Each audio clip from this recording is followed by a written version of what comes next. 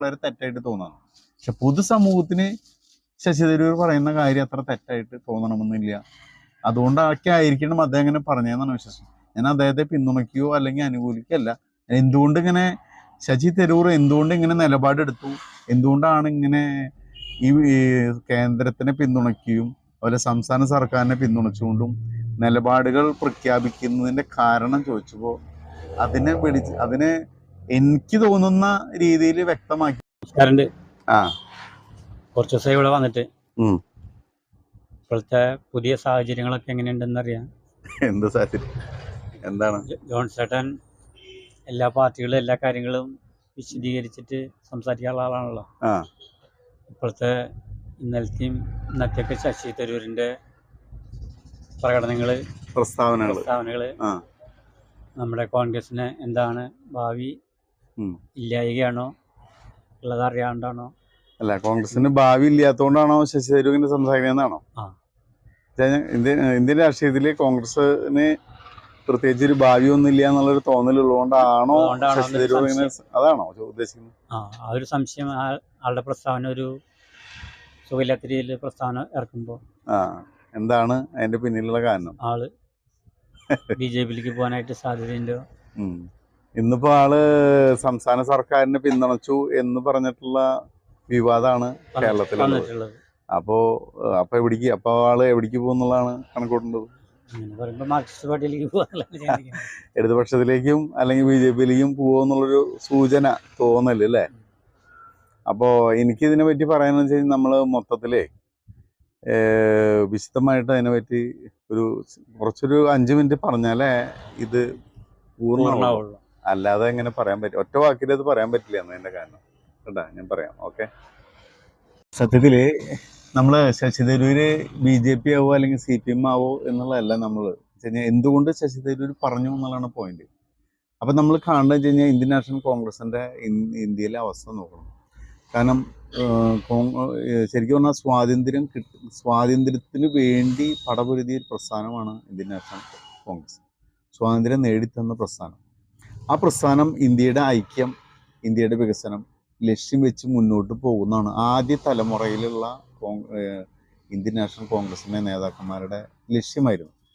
അപ്പൊ സ്വാതന്ത്ര്യം നേടുന്നതിലും ഇന്ത്യയെ ഒരു ദാരിദ്ര്യ നിർമ്മാർജ്ജനത്തിൽ നിന്ന് ഇന്ത്യയെ വികസിപ്പിച്ച് നല്ലൊരു ഇന്ത്യയാക്കി മാറ്റാനും ഐക്യവും അഖണ്ഡതയും നിലനിർത്തി ശക്തമായൊരു ഇന്ത്യയായിട്ട് മാറ്റുന്നതിന് കോൺഗ്രസിന് കഴിഞ്ഞിട്ടുണ്ടെന്ന് ഇപ്പൊ നമ്മൾ നോക്കുമ്പോൾ തലമുറ മാറിക്കഴിഞ്ഞു. പുതിയ തലമുറകൾ മാറി നേതാക്കളും അതുപോലെ ഇന്ത്യയിലെ ജനങ്ങളും മാറിക്കൊണ്ടിരിക്കുകയാണ്. ഇപ്പൊ നമ്മൾ ഇന്ദിരാഗാന്ധി 77 അടിയന്തരാവസ്ഥ പ്രഖ്യാപിച്ചതിന് ശേഷം ഇന്ദിരാഗാന്ധി എന്താ പറയാ ഇന്ത്യൻ തെരഞ്ഞെടുപ്പിൽ തോറ്റു. ആ തോറ്റതിന് ശേഷം ശരിക്കും പറഞ്ഞു കഴിഞ്ഞാൽ യഥാർത്ഥ കോൺഗ്രസിന്റെ അധപതനം ആരംഭിച്ചു കഴിഞ്ഞു. പിന്നീട് പ്രതിപക്ഷങ്ങൾ വീടിച്ചു നിന്നപ്പോൾ ഇന്ദിരാഗാന്ധി വീണ്ടും അധികാരത്തിൽ വന്നെങ്കിലും അതിനുശേഷം ഇന്ദിരാഗാന്ധിയുടെ മരണം, അതിനുശേഷം രാജീവ് ഗാന്ധി അധികാരത്തിലെത്തി. കാരണം ഇന്ദിരാഗാന്ധിയുടെ മരണത്തെ തുടർന്നുണ്ടായ സഹതാപ തരംഗത്തിൽ കൂടിയാണ് രാജീവ് ഗാന്ധി അധികാരത്തിൽ വരുന്നത്. അത് കോൺഗ്രസിന്റെ ശക്തി കൊണ്ടല്ല. അതിനുശേഷം രാജീവ് ഗാന്ധിക്ക് ഭരണം എന്താ പറയാ, ഈ രാമജന്മഭൂമി പ്രശ്നം, ഷാബാനു കേസ്, പിന്നെ മണ്ഡൽ കമ്മീഷൻ റിപ്പോർട്ട്, ബാബറി മസ്ജിദ് പ്രശ്നം, രാമജന്മഭൂമി വിഷയമായിട്ട് ബന്ധപ്പെട്ട ബാബറി മസ്ജിദ് വിഷയം, ഇങ്ങനെ പല വിഷയങ്ങളും ഇന്ത്യൻ രാഷ്ട്രീയത്തിൽ ഉടലെടുത്തുകൊണ്ടിരുന്നു. അതോടൊപ്പം തന്നെ BJPയുടെ ശക്തമായ വളർച്ച. അപ്പൊ ഇത്തരം വിഷയം വരുമ്പോൾ വർഷങ്ങൾ മാറിക്കഴിയുമ്പോൾ ഒരു ജനറേഷൻ മാറി വരികയാണ്, തലമുറ മാറ്റം വന്നുകൊണ്ടിരിക്കുന്നു.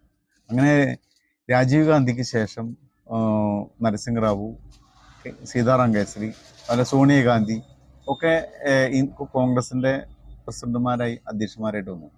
അപ്പോൾ ഇന്ദിരാഗാന്ധിയുടെ കാലത്തിന് ശേഷം പിന്നീട് കോൺഗ്രസിന്റെ ഓരോ പ്രസിഡന്റുമാർ വരുമ്പോൾ അവരുടെ വ്യക്തി താല്പര്യങ്ങൾ സംരക്ഷിക്കുന്നതിന് വേണ്ടി സംസ്ഥാന തലങ്ങളിൽ അവർക്ക് ഇഷ്ടപ്പെടുന്ന കഴിവുള്ള ശക്തിയുള്ള മിടുക്കന്മാരായ നേതാക്കന്മാരെ അവഗണിച്ചുകൊണ്ട് മൂളികളായ നേതാക്കന്മാരെ മാത്രം എന്താ പറയുക കേന്ദ്ര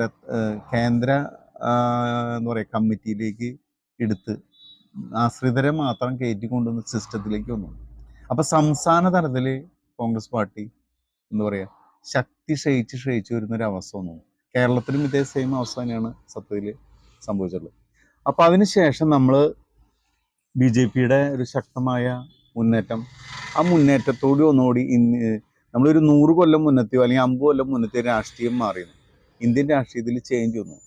വർത്തമാന കാലഘട്ടത്തിലെ ഇന്ത്യൻ രാഷ്ട്രീയം, ആ രാഷ്ട്രീയത്തിനെ അതിജീവിക്കാനായിട്ട് BJP എന്ന് പറഞ്ഞ ശക്തമായ RSSന്റെ പിന്തുണയുള്ള ശക്തമായൊരു ഭരണ സംവിധാനം, നരേന്ദ്രമോദിയെ പോലെ ഒരു കരുത്തനായ ഒരു നേതാവ് ഭരിച്ചുകൊണ്ടിരിക്കുന്നു. അതിനെ നേരിടാനായിട്ട് ഇന്നത്തെ അവസ്ഥയിൽ കോൺഗ്രസിൻ്റെ ദേശീയ നേതൃത്വത്തിനോ സംഘടനാ സംവിധാനത്തിനോ കഴിയാത്തൊരവസ്ഥ സംജാതമായിട്ടാണ്. അതിൽ പ്രധാനപ്പെട്ട ഒരു കാര്യം നിൽക്കണമെന്ന് വെച്ച് കഴിഞ്ഞാൽ നമ്മുടെ ഇന്ത്യയിൽ ഈ പഞ്ചായത്ത് കോർപ്പറേഷൻ നഗരപാലിക ബില്ല്, ആ ഇതിൽ വനിതകൾക്ക് 50% സംവരണം ഏർപ്പെടുത്തി. സംഗതി വളരെ നല്ലൊരു കാര്യമാണ് ചെയ്തതെങ്കിലും അതിൽ കോൺഗ്രസ് പാർട്ടീനെ സംബന്ധിച്ചും അത് വളരെ ദോഷകരമായി ബാധിച്ചിട്ടുണ്ട്. അപ്പോൾ നമ്മൾ വാർഡ് ലെവലിൽ എന്ന് പറഞ്ഞു കഴിഞ്ഞാൽ ഒരു വാർഡ് ഇപ്പോൾ വനിതയാണെങ്കിൽ അടുത്ത പ്രശ്നം അത് പുരുഷ വാർഡായിരിക്കും, അല്ലെങ്കിൽ ചേഞ്ചസ് വന്നുകൊണ്ടിരിക്കുന്നു.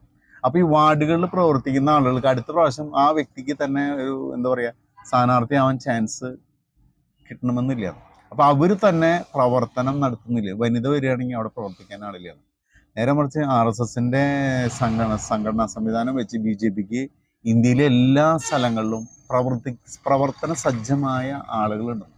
ഈ സംഘപരിവാറിൻ്റെ ശക്തമായ അനുയായികളുടെ പ്രവർത്തനം ബൂത്തുകളിൽ, വാർഡുകളിൽ, ജില്ലകളിൽ, പഞ്ചായത്തുകളിലൊക്കെ ഉള്ളതുകൊണ്ട് പിന്നെ കോൺഗ്രസ്സിന് വന്ന ഈ എന്താ പറയുക സംഘടനാപരമായിട്ടുള്ള ഈ പ്രശ്നം BJPക്ക് അനുഭവപ്പെട്ടിട്ടില്ല.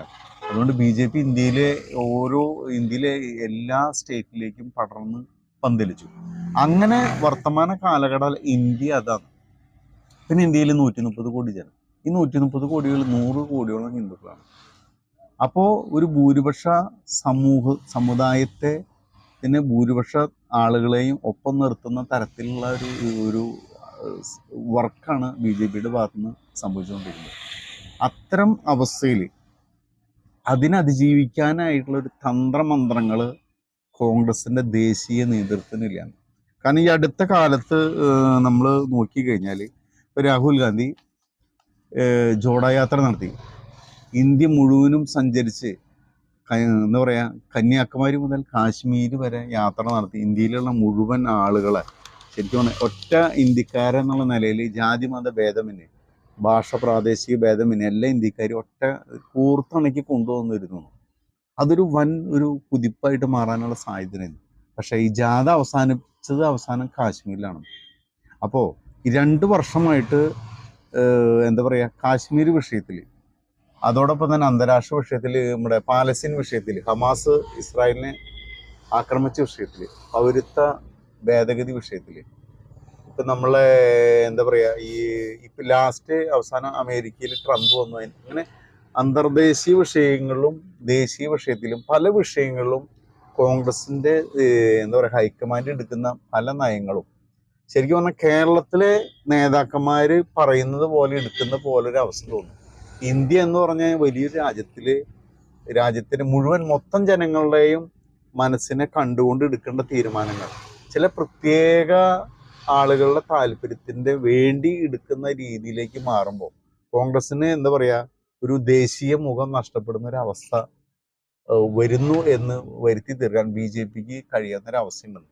കാരണം രാജ്യസ്നേഹികളായ കോൺഗ്രസ്സുകാരെ രാജ്യദ്രോഹികളാണ് എന്ന തരത്തിലേക്ക് ആക്കിയെടുക്കാനായിട്ട് BJPക്ക് കഴിയുന്നുണ്ട്.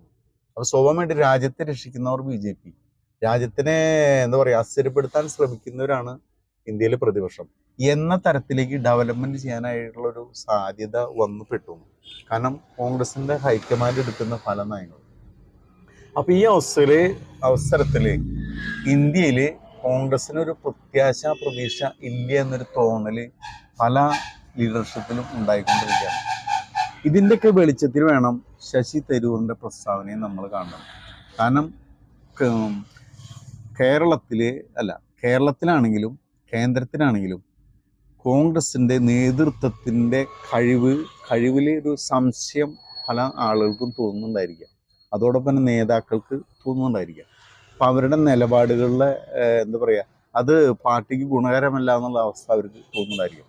അപ്പോൾ ശശി തരൂരിനെ സംബന്ധിച്ചിടത്തോളം കോൺഗ്രസ് ഹൈക്കമാൻഡ് എടുക്കുന്ന പല നിലപാടുകളോടും, കാരണം അത് കോൺഗ്രസിന് ഗുണമല്ല, രാജ്യത്തിന് ഗുണമല്ല എന്നൊരു തോന്നൽ, അദ്ദേഹത്തിൻ്റെ ഒരു തോന്നലിൽ നിന്നാണ് അദ്ദേഹം ഈ പ്രസ്താവന ഇറക്കിയിട്ടുള്ളത്. പക്ഷെ അദ്ദേഹം ഒരിക്കലും BJP-യിലേക്ക് പോവും എന്നുള്ളൊരു ചിന്ത, കാരണം അദ്ദേഹം ഒരു ഹിന്ദു ആണ്, പക്ഷെ ഒരിക്കലും അയാൾ ഹിന്ദുത്വ ഐഡിയോളജീനെ സപ്പോർട്ട് ചെയ്യുന്ന ഒരാളല്ല. അതുകൊണ്ട് ഒരിക്കലും അദ്ദേഹം ഒരു BJP-യിലേക്ക് പോകുമെന്നോ അല്ലെങ്കിൽ BJP ആയിട്ട് മാറുമെന്നോ ആളുടെ അടിസ്ഥാന ഘടനയും ആളുടെ പ്രകൃതി അല്ലെങ്കിൽ ബോഡി ലാംഗ്വേജ് വെച്ചിട്ട് നമുക്ക് പറയാൻ പറ്റില്ല. ആൾക്ക് വ്യക്തമായിട്ട് നയവും നിലപാടുമുള്ള ഒരു വ്യക്തിയാണ് അദ്ദേഹം.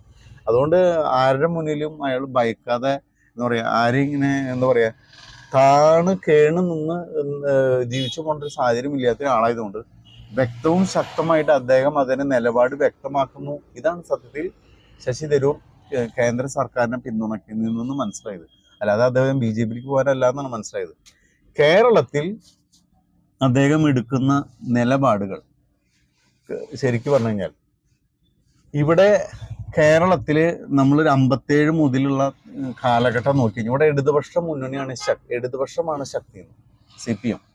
അപ്പം ആ 57 വിമോചന സമരകാലത്ത് CPM-നെതിരെയാണ് സമരം നടത്തിയത്. അത് കോൺഗ്രസ് മാത്രമല്ല, എല്ലാ സാമുദായിക സംഘടനകളുടെയും പിൻബലത്തോടു കൂടിയാണ് ആ സർക്കാരിനെ അട്ടിമറിച്ച് പിന്നീട് ഇവിടെ കോൺഗ്രസിൻ്റെ നേതൃത്വത്തിൽ അധികാരത്തിൽ വരുന്നത്. അതിനുശേഷം നമ്മൾ നോക്കി കഴിഞ്ഞാൽ UDF LDF ഒക്കെ വരികയും കോൺഗ്രസ് പിളർന്ന് കേരള കോൺഗ്രസ് ആയി പല കഷ്ണങ്ങളായി അത് LDF-ൽ ഇതിലേക്ക് വന്നപ്പോൾ സ്വാഭാവികമായിട്ട് കോൺഗ്രസിന്റെ ശക്തി ക്ഷയിച്ചിരുന്നു. അപ്പോൾ സാമുദായിക സംഘടനകളുടെ പിന്തുണയിൽ മാത്രമേ കോൺഗ്രസിന് പിടിച്ചു നിങ്ങൾ സാധിക്കൂ എന്നുള്ള ഒരു അവസ്ഥ സംജാതമായി. അപ്പം ഇന്നത്തെ കാലഘട്ടത്തിൽ ഒരു 25 കൊല്ലം മുന്നേ കോൺഗ്രസ് എടുത്തിരുന്ന നയങ്ങളുണ്ടെന്ന്, ആ നയങ്ങളെ അന്ന് ഇടതുപക്ഷം തള്ളി പറഞ്ഞിരുന്നതാണ്. അപ്പോൾ നമ്മൾ പ്രീ ഡിഗ്രി ബോർഡ്, സ്വകാര്യ കോളേജുകൾ, പല വിഷയങ്ങളിലും കോൺഗ്രസ് ഇരുന്ന പല നിലപാടുകളും. അപ്പോൾ 20-30 വർഷം മുന്നേ കോൺഗ്രസ് സർക്കാരുകൾ കരുണാകരനുള്ള കാലഘട്ടത്തിലൊക്കെ വികസനത്തിന് 1ാം സ്ഥാനം നൽകുക. അപ്പം നമ്മൾ നെടുമ്പാശ്ശേരി വിമാനത്താവളം മുതൽ വികസനം 1ാം സ്ഥാനം എന്ന രീതിയിലാണ് കരുണാകരൻ്റെ കാലഘട്ടത്തിൽ. 30 വർഷം മുന്നൊക്കെ കോൺഗ്രസിൻ്റെ ഗവൺമെൻറ്റുകളായിരുന്നു. അന്ന് ഇടതുപക്ഷം ഓരോ വിഷയങ്ങളിലും സർക്കാരിനെതിരെ നിലപാടെടുത്തിരുന്നതാണ്. പക്ഷേ കാലം മാറി കഴിഞ്ഞപ്പോൾ ഇന്ന് ഇടതുപക്ഷത്തിൻ്റെ നയം മുഴുവനും വികസനം എന്നുള്ള ഒറ്റ വാക്കിലേക്ക് ഇടതുപക്ഷത്തിൻ്റെ നയം മാറി. അപ്പോൾ ഇന്ന് കേരളത്തിൽ ഇടതുപക്ഷം വലതുപക്ഷം എന്ന 2 വ്യത്യസ്ത അവസ്ഥകൾ വരുന്നില്ല. അപ്പോൾ ജനത്തിനെ സംബന്ധിച്ചിടത്തോളം ഇടതുപക്ഷം ഭരിച്ചാലും വലതുപക്ഷം ഭരിച്ചാലും കാര്യമായിട്ട് മാറ്റമില്ലാത്ത അവസ്ഥ വന്നു. കാരണം ഒരു 30 വർഷം മുന്നത്തെ അവസ്ഥയിൽ അന്നത്തെ ജനങ്ങളല്ല ഇന്നത്തെ ജനം. കാരണം ഇന്ന് നോക്കുമ്പോൾ ഇടതുപക്ഷ മുന്നണിയുടെ നയങ്ങൾ, അതുപോലെ തന്നെ കോൺഗ്രസ് സർക്കാരുകൾ എടുക്കാൻ പോകുന്ന നയങ്ങൾ, ഇത് രണ്ടും കാര്യമായിട്ട് മാറ്റമില്ലാണ്. അപ്പോൾ ജനത്തിന് ഇപ്പോൾ ഇടതുപക്ഷം വന്നാലോ അല്ലെങ്കിൽ വലതുപക്ഷം വന്നാലോ കേരളത്തിൽ കാര്യമായിട്ട് മാറ്റം വരാൻ പോകുന്നില്ല. ഇങ്ങനത്തെ ഒരു അവസ്ഥയുള്ളതുകൊണ്ട് ശശി തരൂർ എടുക്കുന്ന നിലപാടിൽ എന്ന് വെച്ച് കഴിഞ്ഞാൽ 2 വ്യത്യസ്ത മുന്നണികളാണെങ്കിലും ആശയപരമായിട്ട് കാര്യമായിട്ട് മാറ്റമില്ലാണ്. അതിൻ്റെ വെളിച്ചത്തിലാണ് പുള്ളി ഈ വിഷയത്തെ പറഞ്ഞതെന്നാണ് ഞാൻ മനസ്സിലാക്കുന്നത്. അദ്ദേഹത്തിന് നേരത്തെ നമ്മൾ പറഞ്ഞല്ലോ, ഒരിക്കലും BJP ചെയ്യാൻ കഴിയില്ല എന്ന് പറഞ്ഞ പോലെ ആൾക്ക് ഇടതുപക്ഷത്തിൻ്റെ ചട്ടക്കൂടിൽ ഒരു അടിമയെ പോലെ നിന്നു പോകാൻ പറ്റുന്ന ഒരു പ്രകൃതിയല്ല ആളുടെ നേതൃത്വം ഇടതുപക്ഷം അംഗീകരിച്ച് മുന്നോട്ട് പോകും, അല്ലെങ്കിൽ ആള് പറയുന്ന പോലെ ഇടതുപക്ഷം പോകണം എന്ന തരത്തിലുള്ള ഒരു സ്റ്റൈലാണ് അദ്ദേഹത്തിൻ്റെ കയ്യിൽ ഉണ്ടാവണം. അല്ലാണ്ട് അദ്ദേഹം ഒരിക്കലും ഇടതുപക്ഷത്തിന് കൂടെ പോയി അവിടെ അവർ പറയുന്ന മുഴുവനും അനുസരിച്ച് പോകുന്ന തരത്തിലേക്ക് പോകാനുള്ളൊരു സാധ്യത ഇല്ല.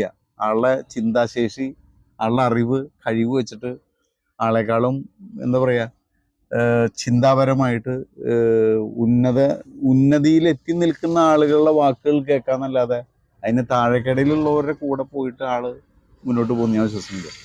അദ്ദേഹം വ്യക്തമായിട്ട് ഏത് വിഷയത്തിലും സത്യസന്ധമായിട്ടും ആരുടെയും മുഖം നോക്കാതെയും അഭിപ്രായം പറയുന്ന ഒരു നട്ടലുള്ളൊരു രാഷ്ട്രീയക്കാരനാണെന്ന് എനിക്ക് തോന്നിയുള്ളൂ. ശശി തരൂരിനെ പറ്റി എനിക്ക് അങ്ങനെ തോന്നി. കാരണം എന്തെങ്കിലും ലാഭം നഷ്ടം നോക്കാതെ സംസാരിക്കുന്ന ആളാണ്. അപ്പം അദ്ദേഹം എന്തെങ്കിലും പറയുമ്പോൾ അതിൻ്റെ പിന്നിൽ ഒരു വ്യക്തമായ ഒരു നയവും നിലപാടും ഉണ്ടായിരിക്കും. അപ്പം നമ്മളൊരു രാഷ്ട്രീയക്കാർക്കും അല്ലെങ്കിൽ മാധ്യമങ്ങൾക്കും ഒക്കെ പലതും പറയാമെങ്കിലും പുറത്തുനിന്ന് നോക്കുന്ന സാധാരണക്കാരായ മലയാളികൾ അല്ലെങ്കിൽ ഇന്ത്യയിലെ ജനങ്ങൾക്ക് ശശി തരൂർ പറയുന്ന കാര്യത്തിൽ അങ്ങനെ അപാകതയായിട്ട് അത് അദ്ദേഹം പറയുന്ന കാര്യത്തിൽ അങ്ങനെ അപാകതയായിട്ട് തോന്നുന്നു ഞാൻ വിശ്വസിക്കുന്നില്ല. പക്ഷെ രാഷ്ട്രീയക്കാർക്ക് അങ്ങനെ തോന്നും, കോൺഗ്രസ്സുകാർക്ക് അങ്ങനെ തോന്നാം, അല്ലെങ്കിൽ UDF അങ്ങനെ തോന്നാം. കാരണം ഇടതുപക്ഷം എതിർത്തുകൊണ്ടിരിക്കുന്ന UDF-കാരെ സ്വന്തം ശശി തരൂർ പറയുമ്പോൾ അങ്ങനെ നോക്കുമ്പോൾ വളരെ തെറ്റായിട്ട് തോന്നാം. പക്ഷെ പൊതുസമൂഹത്തിന് ശശി തരൂർ പറയുന്ന കാര്യം അത്ര തെറ്റായിട്ട് തോന്നണമെന്നില്ല.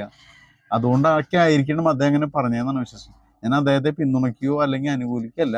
എന്തുകൊണ്ട് ഇങ്ങനെ ശശി തരൂർ എന്തുകൊണ്ട് ഇങ്ങനെ നിലപാടെടുത്തു, എന്തുകൊണ്ടാണ് ഇങ്ങനെ ഈ കേന്ദ്രത്തിനെ പിന്തുണയ്ക്കുകയും അതുപോലെ സംസ്ഥാന സർക്കാരിനെ പിന്തുണച്ചുകൊണ്ടും നിലപാടുകൾ പ്രഖ്യാപിക്കുന്നതിന്റെ കാരണം ചോദിച്ചപ്പോൾ അതിനെ എനിക്ക് തോന്നുന്ന രീതിയിൽ വ്യക്തമാക്കിയെന്ന് മാത്രം.